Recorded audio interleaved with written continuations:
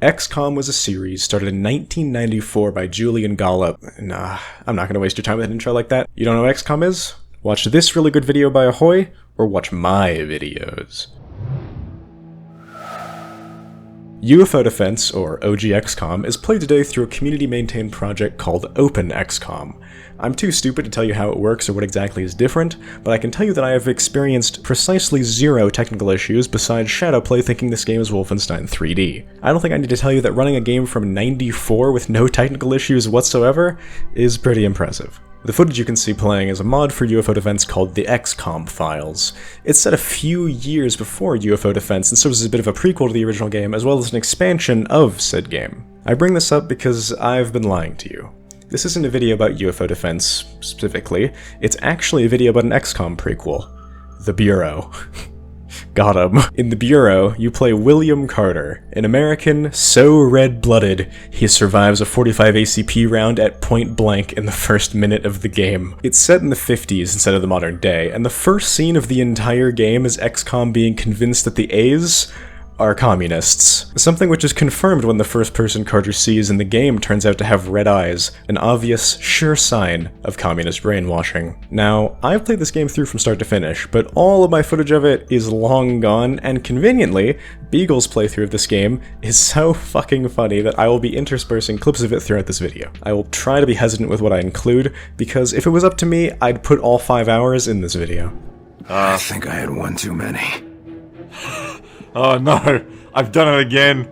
How am I going to explain this burned hooker to the chief? Thanks to Haren for saving this footage and editing it, this video straight up wouldn't exist without it, because I never would have played the game without these streams. The actual gameplay is basically Mass Effect 2 with XCOM cover mechanics. That absolutely sounds terrible on paper, but hear me out. XCOM's cover mechanics actually transfer to third-person combat pretty well. But this game was a couple iterations away from it being, like, you know, perfect. You kind of have to cheat by using the move command to survey areas to make a plan of action, whereas flashing to a top-down XCOM-style map would have probably worked better. Saying that, it's important to remember this game came out in the early 2010s, and trying to flash a top-down view of the battlefield would have probably made an Xbox 360 burst into flames so intensely that a hiding Silicioid would have jumped out of it. Now you're a smart person, I assume, so you've probably come to the conclusion that cover would be pointless in a third-person shooter where Carter has a mouse. But cover isn't totally irrelevant because it gives percentage DR based on the cover's quality. Unfortunately, XCOM's arbitrary distinctions between half and full cover doesn't translate into a cover shooter all that well. There's like no full cover on these maps. Who made these maps? Jake didn't make these maps. Your NPC followers have a little bit too much autonomy for this game to be purely strategic. If they get distracted by a passing trace of Illyrium, it's not uncommon for them to decide all of their own volition where to move, and due to the level design being infested with a little bit too much half cover, your squad mates often run into really shit positions. And well... Oh good, they got one of those stupid covers where the half cover blocks the heavy. People have said this is nothing like XCOM, but look, it's just like it. I absolutely remember losing lads to their positioning choices, but honestly, due to the context, you can just rationalize this as them failing a panic check. Soldiers and enemy within did much worse. Shit's going to hell and the VIP knows too much. Sorry, Commander. I'm taking this mission into my own hands. Throwing a series heavily centered around a single genre into one on the other side of the spectrum is such a wicked idea that is thoroughly unexplored. Playing this game as an XCOM fan is such a bizarre experience. You remember how weird it was to see TF2 characters in that Sonic racing game a while back? Imagine if it was more than just model swaps, but instead an entire Source Engine-based racing game with all of the TF2 mercs built on a huge budget and tons of references to the original game. That's what playing this game is like for me. If I could magic any game into existence that could be this out there of a wicked genre jump, it would be a Titanfall RTS. Please God. Titanfall Long War. Can I admit something? I actually want these mechanics for Republic Commando 2. And I don't just mean the positioning mechanics, I mean all of these mechanics. It probably sounds silly because of how brutally this game was panned, but I genuinely found it really fun.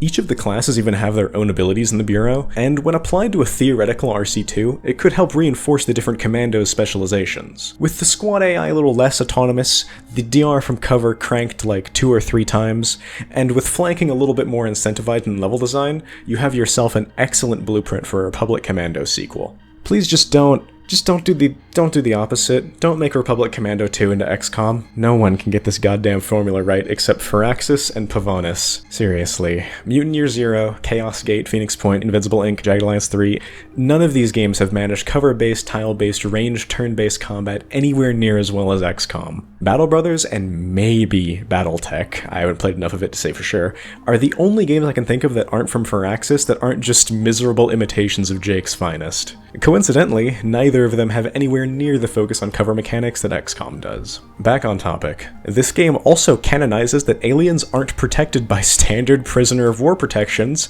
because they didn't sign the Geneva Convention. They even predicted meld before the expansion containing it even came out. Additionally, as an admitted XCOM superfan, all of the shared voice actors between this game and Enemy Within made me so happy to see. For all the people who have played Long War, this will probably blow your mind. This game features Van Dorn's granddad, Percy Van Dorn. Get ready. We're in a new war now. I've been ready for a long time, sir. The Bureau's plot starts with trying to find out why people are turning into Dishonored Weepers, and ascends to trying to free the aliens from filthy communist influences and accepting them as American immigrants. Your people could come here without conquest. We'll help you fight for your freedom. And in return, you can live in the land of the free. If there is a chance that others can know this freedom. The Bureau's plot proceeds to double ascend into giving genuine commentary on player agency. I know this probably sounds like a joke, but this game has a twist that is so genuinely worth experiencing that I'm going to put a spoiler warning up. Click this timestamp if you want to experience it for yourself. Unironically, highly recommended. It gets revealed eventually that you're not actually the one playing Carter. You're playing an ethereal possessing him. And when Carter, the character, works this out, his inner American comes out and he tries to mag dump you. If you don't follow what he says, he follows through on his threat to kill everyone and gives you a unique ending. Assuming you don't do this, you then pick one of the side characters to possess for the final mission and to decide Carter's fate. This twist is fucking sick, and I have never seen anything like this done before in any other game. The only thing that I can really think of that comes close is Corvo killing Dowd at the end of the Brigmore Witches DLC. The rest of the Bureau's plot is unfortunately pretty forgettable, and they decided to be so on the nose as to call the big bad guy Axis. The writing for the random notes around the world is pretty hilarious though. Now, all this begs the natural question, is the Bureau canon? Yesn't. He's in Enemy Within as a legendary soldier, and they put this fedora in for him. The description for Meld also heavily implies something akin to the Bureau existed, but due to the sheer scale of events in the game, it's definitely not canon in its entirety. I'm sorry, but not even JFK's mind powers could make several 100 million people just forget an alien invasion. This game actually has the same baffling obsession that Enemy Within does, with swearing that an alien invasion is a secret unknown to the public somehow. I'm sorry, but you can't hide this shit, nor can Jake convince me that people wouldn't notice this. The twist has implications for XCOM 2's ending as well. Second, spoiler warning for both the Bureau and XCOM 2. Here's a timestamp. This one is less important. XCOM 2's plot isn't very good. At the end of XCOM 2, in Waterworld, you're assaulting the alien super base hidden underwater. The Ethereals are trying to ascend into human-based avatar bodies, and you're trying to stop them with your own homegrown avatar piloted by the Commander. The Ethereals trash-talk you to try to dissuade you, a juxtaposition from Enemy Within's ending temple ship where they kind of wanted you to win. All Ethereals in the series are depicted using the same standard purple psi energy that is ubiquitous throughout the game, but one of them is a blue angelic Ethereal, which speaks very differently from the others and kind of shit-talks the rest of the Ethereal collective. Eventually, the Commander's avatar utilizes blue psi magic to beat several other Ethereals in a Dragon Ball Z fight in the ending cutscene, and this is probably from the angelic Ethereal, which itself might be heavily influenced from the events in the Bureau. Exactly how long the Commander and the Ethereal are the same being isn't very clear. It could have been from the beginning of the game, but it's probably actually something to do with the avatar body that the Commander is using. Either the avatar you're using is also the Angelic Ethereal's avatar, or during this cutscene, the Angelic Ethereal joins the war on Christmas on the side of capitalism. That being said, you could also argue that the way the Commander is somehow ordering people throughout the game is the manifestation of the Angelic Ethereal's mind controls, though, so who knows. Maybe that's why blue moves are blue. When I say this game is good, I do genuinely mean it.